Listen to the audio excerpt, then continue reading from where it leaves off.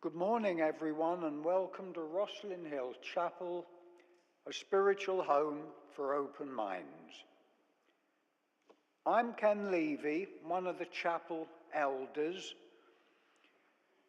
taking this service, living ethically, living spiritually, with or without God, together with the other elders, James, Margaret, Sally, all here, and also Ingrid, who isn't able to be with us in person, but contributed some of the words we will be using in our worship today. Whoever you are and however you are this morning, there is a space for you here. Whatever your race, gender, sexuality, class, age, and physical, mental capacity, we welcome you in the spirit of love. We have small candles of joys and concerns which you're invited to light during the service. We have a creche for children aged 2 to 5 and a children's program, Bright Lights, for older children. Babies under 2 are welcome in the creche if accompanied by an adult. If you're watching at home, please join the virtual side aisle at midday. The Zoom link was in the weekly email, and you can find it via the link in the YouTube description. And those of you actually in the chapel, do join us for refreshments in that side aisle after the service. Our bookcase library over there is now available every Sunday, where you can borrow books about Unitarianism and other world religions and philosophies. If you wish to borrow a book, please write your details in the blue book over there before removing it. There will be a short discussion after the service, so please join us at the back of the chapel, 12:15 to about 1 o'clock. We call it Theme Circle. The discussion will explore this month's theme of repair. At 6 p.m. this evening, we have our regular 30-minute mindfulness. Then at 7, our evening gathering is Soul Fuel, a spiritual open mic session. You can find information about these and all our activities in your service sheet and on our website. You can also pick up a copy of our Open Mind monthly newsletter from the steward's table at the back of the chapel. Our collection will take place during the closing music. You will have an opportunity to make a donation in cash or by card.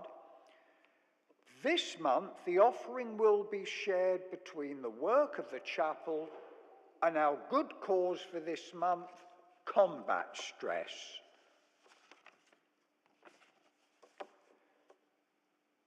These opening words are from Amy Mackenzie Quinn. Welcome to this common sacred space. Common because we're all welcome. Sacred because here we transform the ordinary and attend to the profound. We carry with us our regrets, doubts, fears, stories, laughter. May they inspire our worship. Above all, may we each meet what we need most to find on this day in this common sacred space.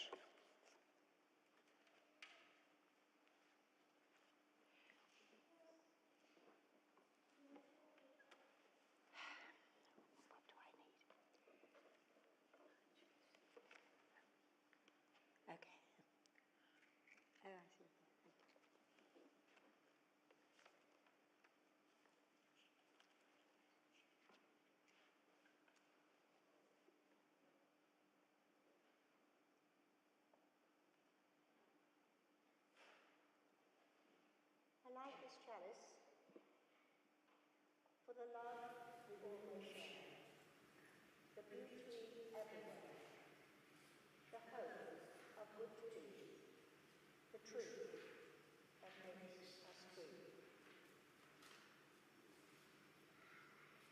I light a second chalice, mindful of conflicts throughout the world.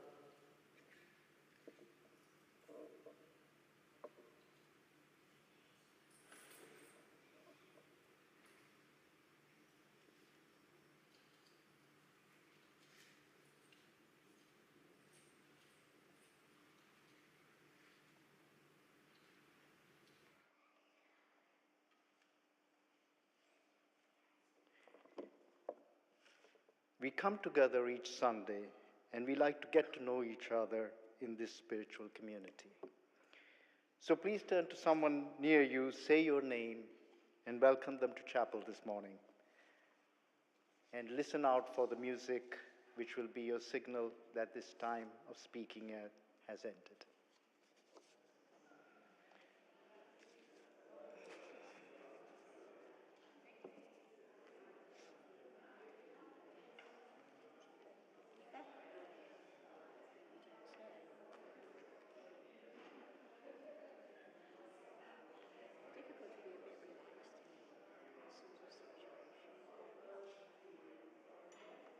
When presenting?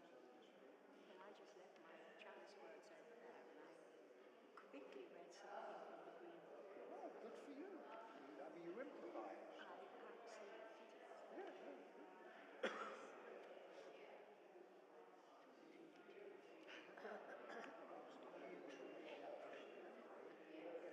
You're not going.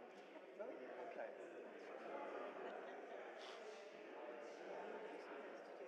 Sorry?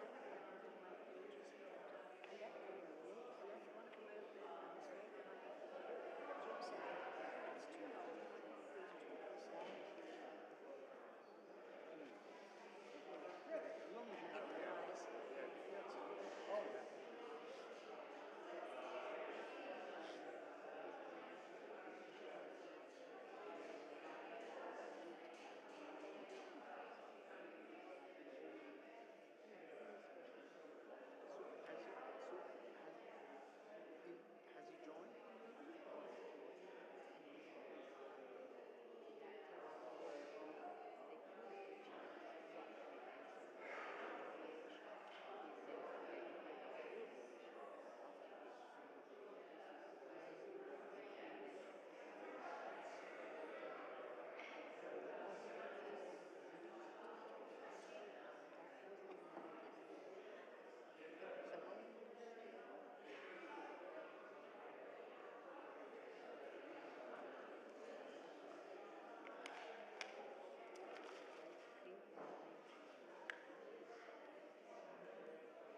So he's always like the idea of going there, sea,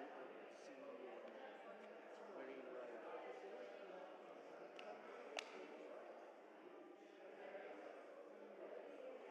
You know, my elder son is a couple of weeks ago moved into a new flat. It's a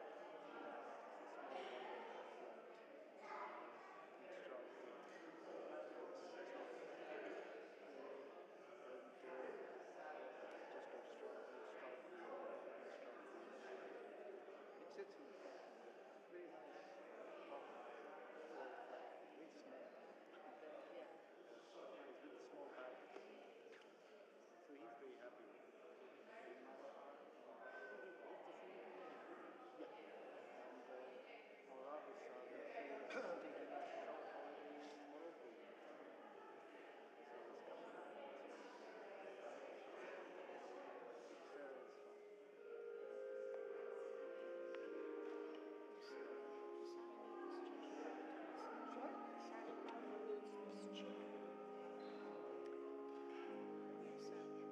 Thank you, everyone. Let's continue these conversations after the service. We'll now sing our first hymn, which is hymn 189, True Religion.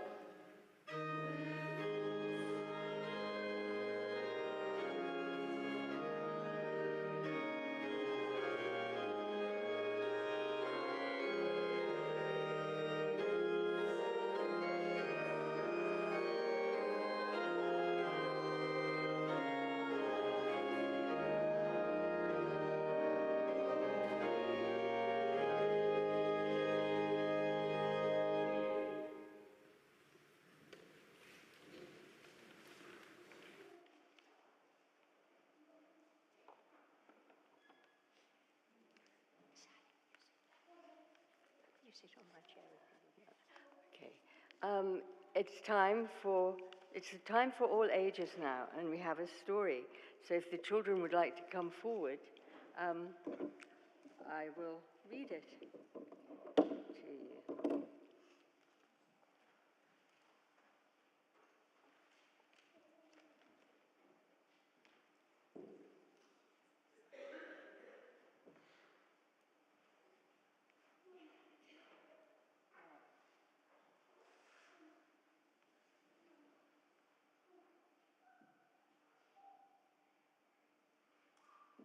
Okay, thank you. Now, this is a story. It's an old story that's been told many times before, but I rewrote it specially for this occasion and for you. And it's a story which comes with a question. And the story is called, it has a special name, it's called a parable. And the question that it comes with is, who was a neighbor to me or you? So now I'm going to tell you this story. A person called me or you finished their week's work and went home to pack a bag for their holiday. They packed clean clothes, food for the journey, and some spending money. And on the way to the station, some strangers attacked me or you, took all their clothes, even those they were wearing, their money and food, and left them very badly hurt. Their head was bruised and bleeding, and their legs felt like they were broken. They couldn't walk. They just lay by the side of the road and could not move. The next people to come along were people who worked at the same place as me or you. They didn't stay to help because they were afraid the attackers might come back. So they just left me or you lying there and went away. A bit later on, some people who lived in me or you's street came along. But you know, they left me or you there too. They said me or you's family came from another country far away and didn't wear the same clothes or look the same as they did. And besides, they were too busy to help him. The next travelers on that road were a group of people who lived in caravans and traveled from place to place. So they didn't stay anywhere for long. They looked at poor me and you, who was groaning and crying out all the time. And as quickly as they could, they carried them to a hostel, where they gave the hostel keeper some money to pay him to look after me or you until they were well again. They even said that they would pay more money on their way back if caring for me or you had cost more than they had already paid. Now, that's the whole story. Here's the question. Who was a neighbor to me or you? What is a neighbor, do you think? What does the word neighbor mean to you? You can maybe talk about this when you go to children's church. Yeah? And see if you can discover who was a neighbor.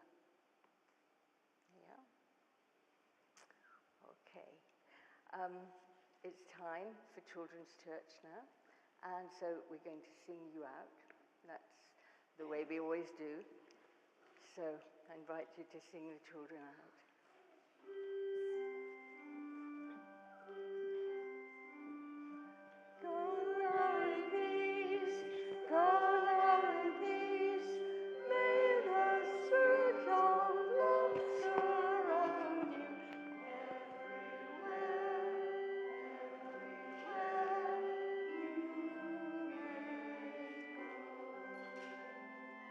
Go on, peace.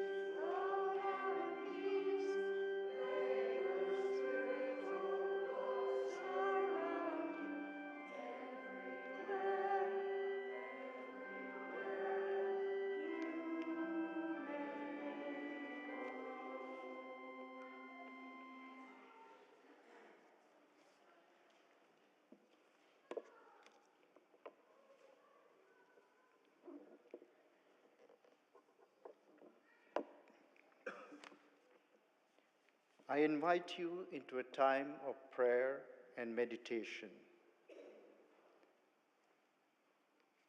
We come together in fellowship each Sunday with hearts of joy and full of concern.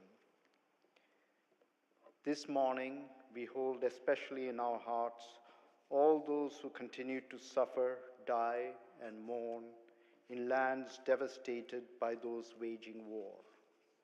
In Gaza, Lebanon, Sudan, Ukraine, and elsewhere, as well as communities affected by natural disasters, notably the floods this past week in Spain, and the people of the US facing an election with unpredictable consequences.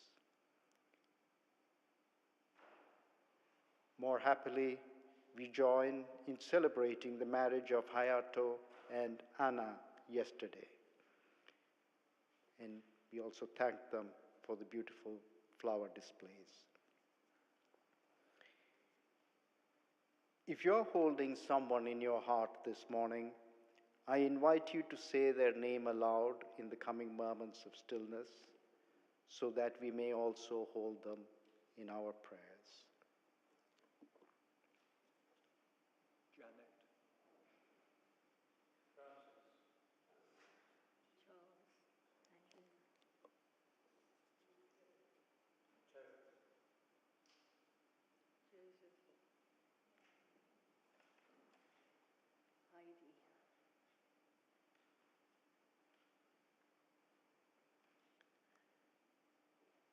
Spirit of life and love, God of our hearts, we give thanks for those who bring us joy and pray for the safekeeping of those whom we hold in concern. For all those names, spoken and unspoken, may they be surrounded by the loving kindness we offer them today. Blessed be. Amen.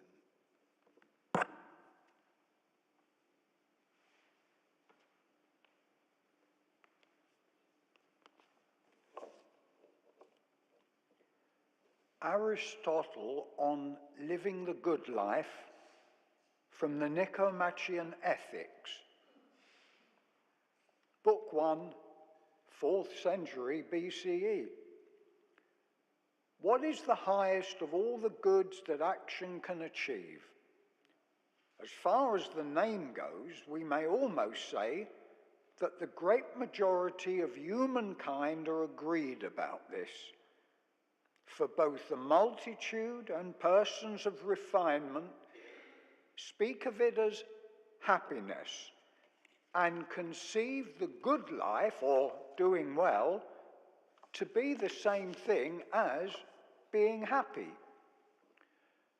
The supreme good seems to be something final, a thing never chosen as a means to anything else is more final than things chosen both as ends in themselves and as means to that thing.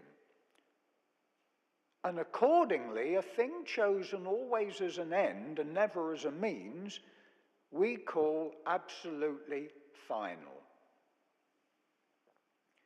Now, happiness, above all else, appears to be absolutely final in this sense, since we always choose it for its own sake and never as a means to something else. Whereas honor, pleasure, intelligence, and excellence in its various forms, we choose indeed for their own sakes. But we also choose them for the sake of happiness, in the belief that they will be a means to our securing it. The same conclusion also appears to follow from a consideration of the self-sufficiency of happiness. For it is felt that the final good must be a thing sufficient in itself. The term self-sufficient, however, we employ with reference not to oneself alone, living a life of isolation, but also to one's parents and children and wife and one's friends and fellow citizens in general, since man, woman is by nature a social being.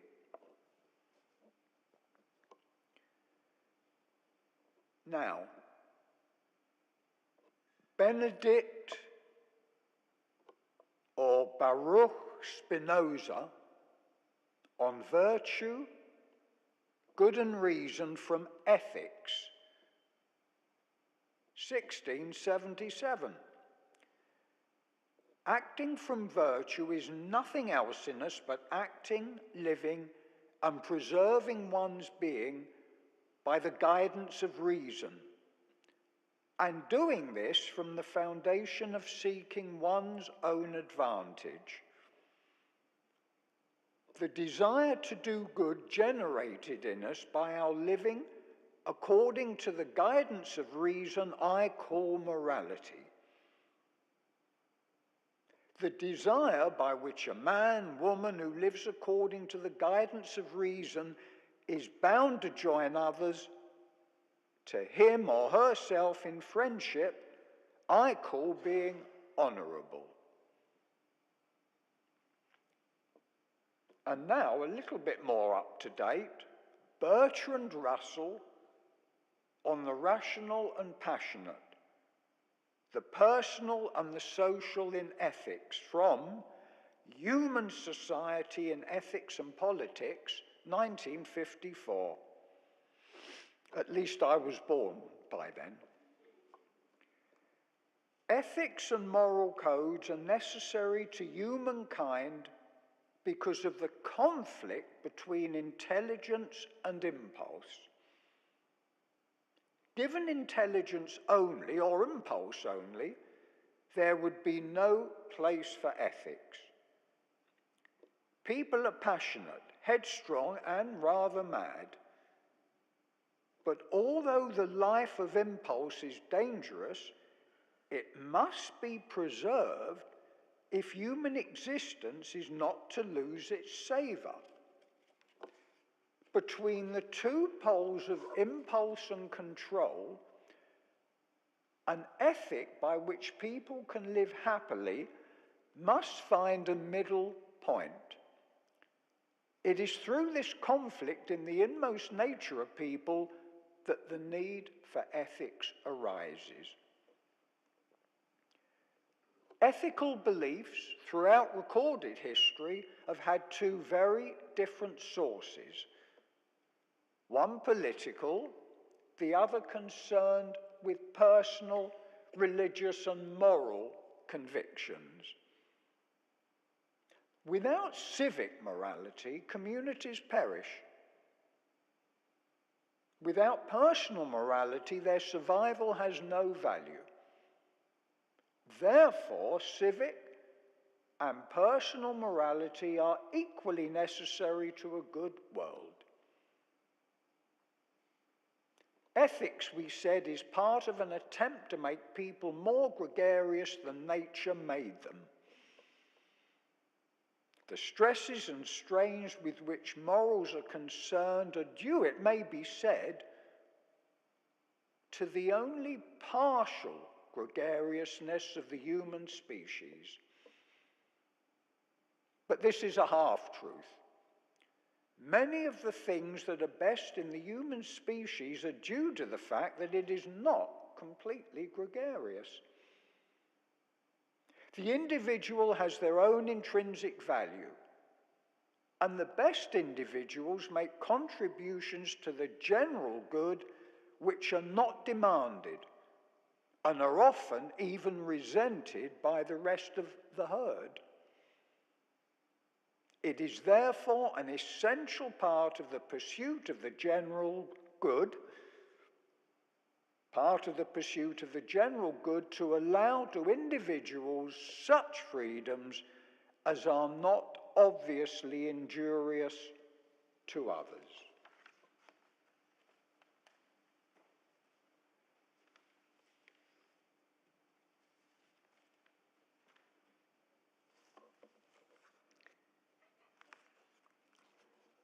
I hadn't thought about saying this before, but I must say that since thinking around these questions, I've become very aware, and even just last night, I went to the movies, and the ethical choices before me were legion.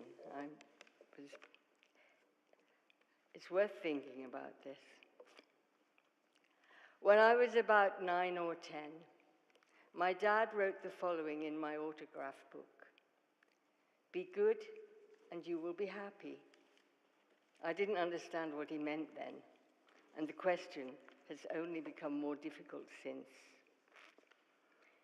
James Baldwin, the 20th century Black American writer, thinker, and poet, spent much mental energy on how to live life as a moral, ethical obligation to the universe.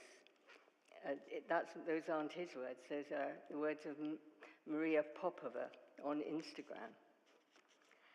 In 1964, James Baldwin published a book of 4 essays called Nothing Personal, with photographer Richard Avedon.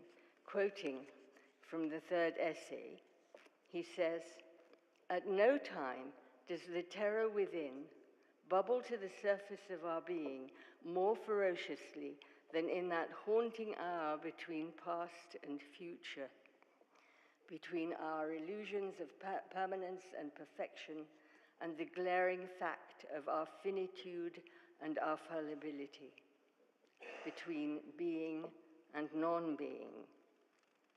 Sometimes," he writes, "we lose the perspective we call faith. At 4 a.m., when one feels that one has probably become simply incapable of supporting this miracle, the miracle he refers to is that of life. The day, no matter what kind of day it was, is indisputably over, and a new day begins. Moreover, a day is coming one will not recall, the last day of one's life, and on that day one will oneself become as irrecoverable as all the days that have passed. Sometimes at 4 a.m., this knowledge is almost enough to force a reconciliation between oneself and all one's pain and error. Since anyway it will end one day, why not try it one more time? If one can reach back into oneself, one can see oneself as the custodian of a quantity and a quality which is absolutely unique in the world because it has never been here before and never will be again. In a poem written to help a young friend on the brink of suicide, Baldwin offers, "Perhaps between now and the last day, something wonderful will happen. A miracle of coherence and release." And elsewhere he says, "The miracle is always the same, however it may be stated or remain unstated. It is the miracle of love. Love strong enough to guide or drive one into the great estate of maturity, or to put it another way, into the apprehension and acceptance of one's own identity. Awareness is the wellspring of meaning to our ephemeral lives. And if we can think this way, as it says in our hymn, love will guide us."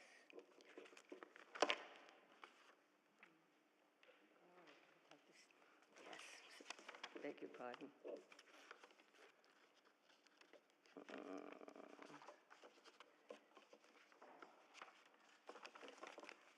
I think it's time for the music for reflection.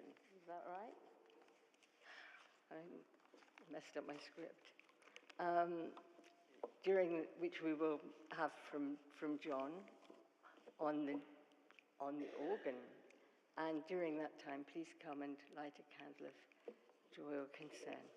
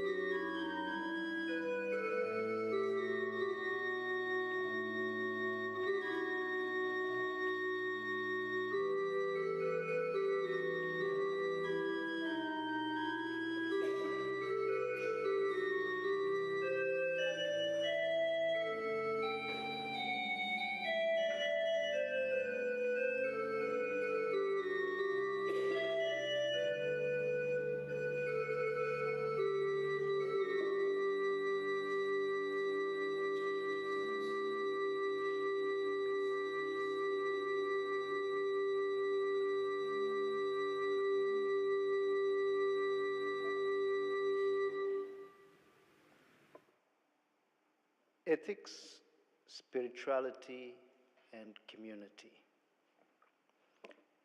Why do we come to chapel?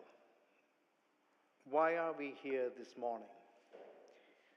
I do to be in a space with others seeking spiritual sustenance in community, to take and hopefully also share something that will serve to make us feel better and do better today and over the coming week. 2,400 years ago, Aristotle held that for most people, living the good life or doing well meant being happy. Nearly half a century ago, as a young man starting university here in London, I wondered, as many of us do at that age, how I could live a good life. I sought principles, a compass that would direct me onto the right path. I was looking for ethics to live by. However, I did not then see it in such terms, trying to find what I sought in religion, not understanding that the conception of religion was the product of the human quest for meaning and for ethics, rather than their basis. I searched for an ethical template to live through religion, through seeking God. At first at the Catholic chaplaincy at the university, then the College Christian Union, and over the next decade or more in a variety of churches, ranging from charismatic and Pentecostal to liberal Anglo-Catholic. Subsequently, after an interval of close to 2 decades when I had little time for religious pursuit, I found this chapel, almost 16 years ago to this day. What drew me here above all else was that the Unitarian values it reflected emphasized living ethically, spurning dogma and religious superstition. The philosophical readings that Ken read earlier have in common a focus on ethics rather than God or religion, on how we can lead good lives rather than establishing divine instructions that we have to follow in order to find the good.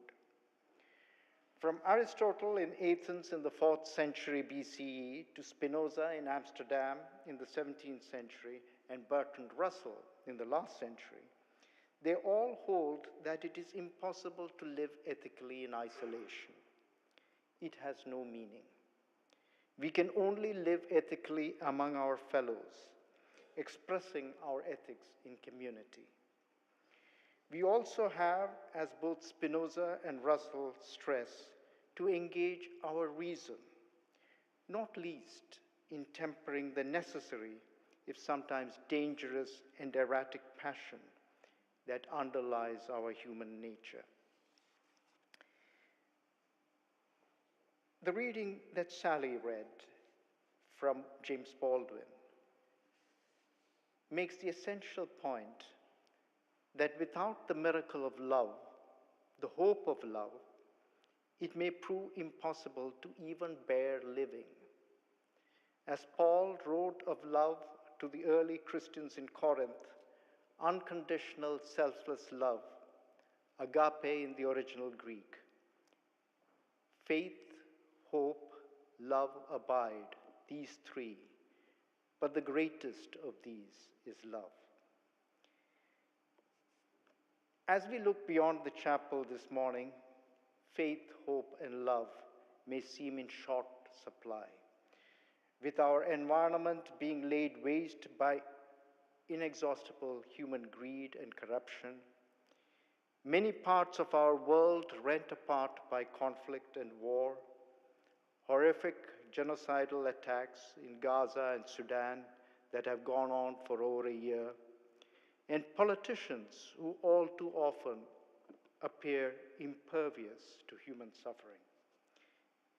It is not easy to live ethically in such a world, but it never has been, and we don't have a choice.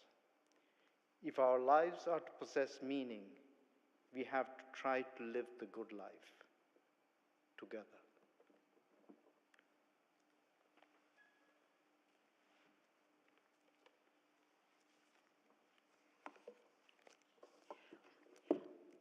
the intentional choice to commit oneself to working to achieve a good outcome. This is my own personal understanding of ethical considerations, and I decided to apply this personal interpretation to my understanding of some aspects of the chapel's history. 1992 was the tercentenary year, and as part of the celebrations, this book, entitled The Religious Devils of Hampstead, was published.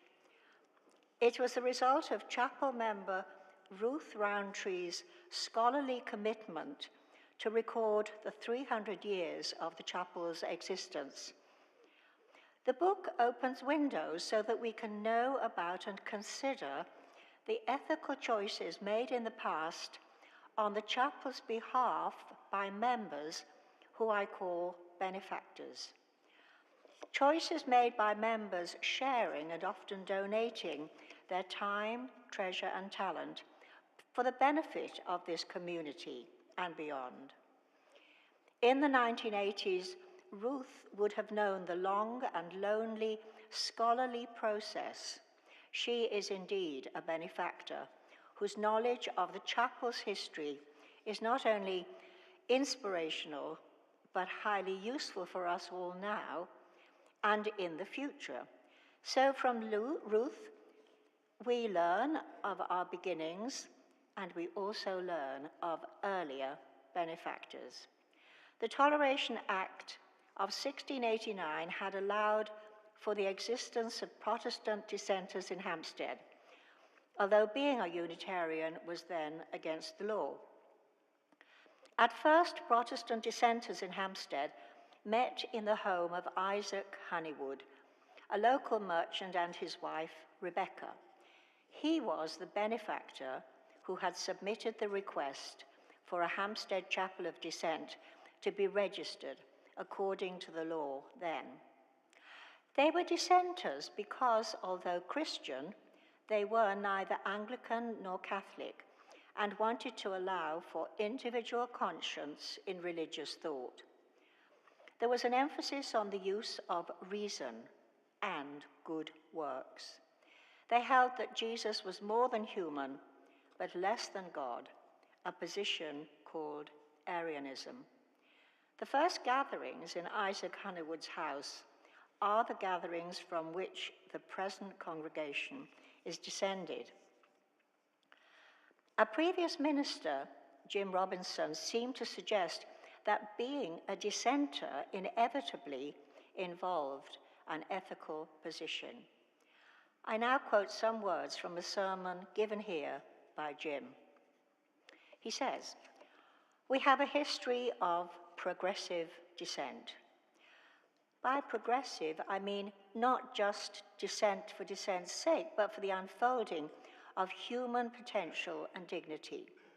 I'm sorry, that should have been by dissent. I mean not just dissent for dissent's sake, but for the unfolding of human potential and dignity. By progressive, I mean not just in one era, but generation after generation. Our chapel ancestors continued to push back the limits of intolerance, making the circle ever wider and more inclusive." Jim continues, "We have been progressive dissenters on any number of fronts. For example, in earlier times, the chapel had been attended by leading authors and feminist thinkers experiencing discrimination. Anna Barbauld, poet and essayist, stood against slavery and intolerance. Joanna Baillie was one of the first successful women playwrights. George Eliot, one of Britain's greatest humanist novelists, attended here. Helen Allingham, the first woman admitted to the Royal Society, was a member here.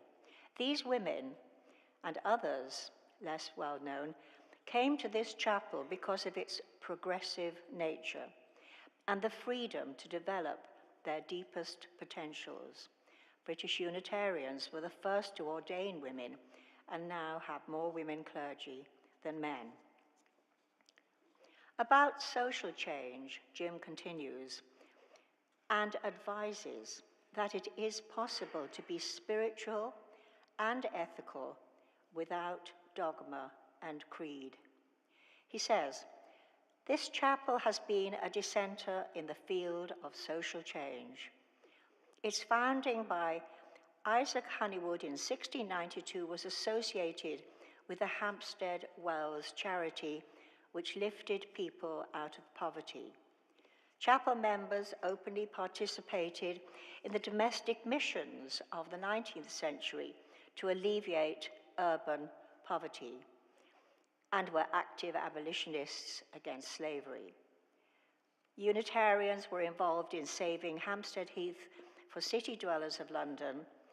Prominent members supported the American and French revolutions when these positions were considered unpatriotic. Recently, the chapel was conducting the same-sex weddings decades before the concept of civil partnership was introduced in the 20th century. All of this, Jim suggests, is evidence that it is possible to be spiritual and ethical without dogma or creed. About theology, again, encouraging spirituality without dogma, Jim reminds us that this chapel has consistently dissented in the field of theology. He writes, "To be an Arian in 1692 was to be on the cutting edge of religious thought. To be Unitarian in 1825 was to be on the cutting edge of spiritual thinking. To grow beyond Christianity in the 20th century into a pluralistic community that we have was a radical and creative step. The chapel we enjoy today, where humanists and theists, Christians and pagans, followers of varied world religions can all worship together, is the result of a long history of theological exploration. We are united by the spiritual and moral values of truth, justice, compassion, and service, while allowing for a diversity of theological beliefs. We encourage spirituality without dogma." Recent benefactors have been active recently, since the tercentenary year, 1992. 3 large projects hugely benefiting the chapel have been completed in that time. A plot of land on Kempley Road was sold with some difficulty, allowing for the continual upkeep of the site and buildings. New toilets were installed in the space when a small organ was removed and a new one bought with a bequest by Lady Seaton. It was installed in the 1990s and has been the object of continual loving care of John Evans, our musical director, and whose return we've heard today. Thank you, John, Roger Harrobin, Tanya Morrison, Paul van der Bruggen, all energetic chapel members recently. The final words are from Jim Robinson. "We have been given the gift of this beautiful chapel with its grounds and other buildings. More importantly, we have been given the gift of a progressive, open faith, which encourages us to seek our deepest human potential and to be of service to the world. With gratitude, we embrace this heritage and add our support to it."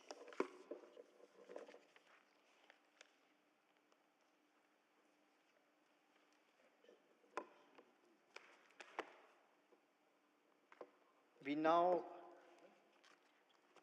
have a sung meditation, and you'll find the words inside your order of service. May I be filled with loving kindness.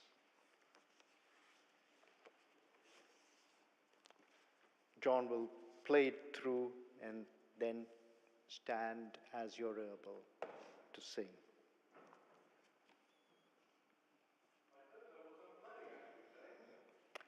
May I be filled with loving kindness.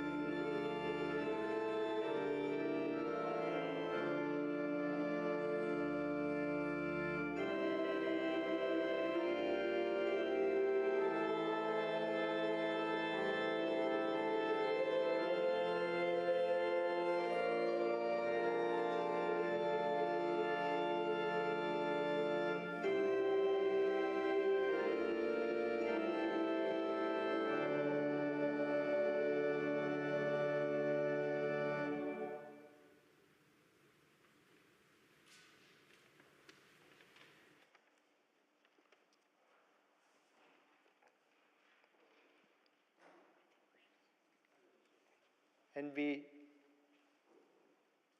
sing again our final hymn, hymn 155, Be True, Live Truly.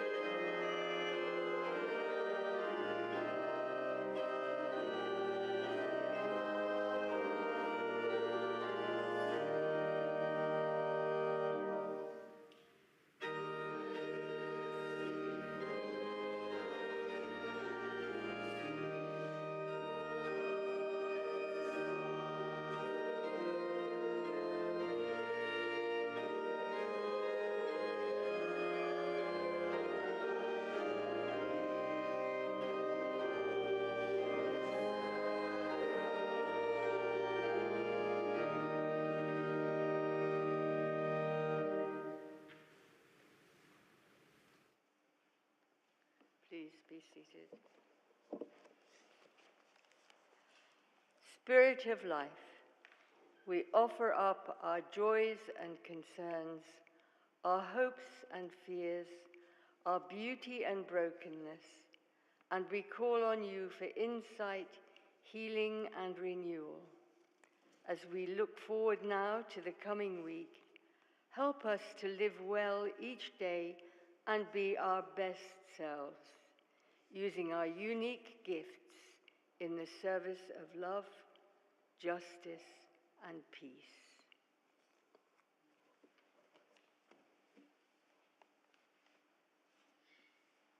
While the closing music plays, we will take the collection for the chapel and for this month's good cause.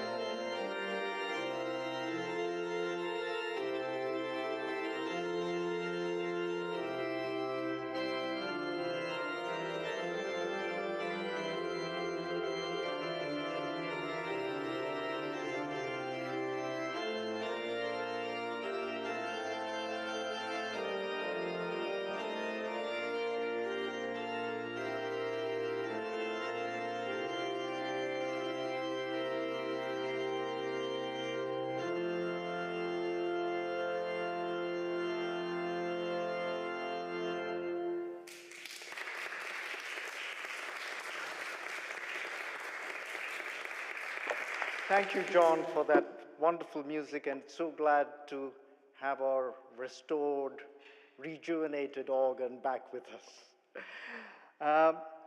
And also thanks to our stewards, to Roger, and to all of you for being here with us this morning. Please do join us in the side aisle for tea and coffee, and we will also be having a discussion at Theme Circle at 12:15, exploring this month's theme of repair with Reverend Kate.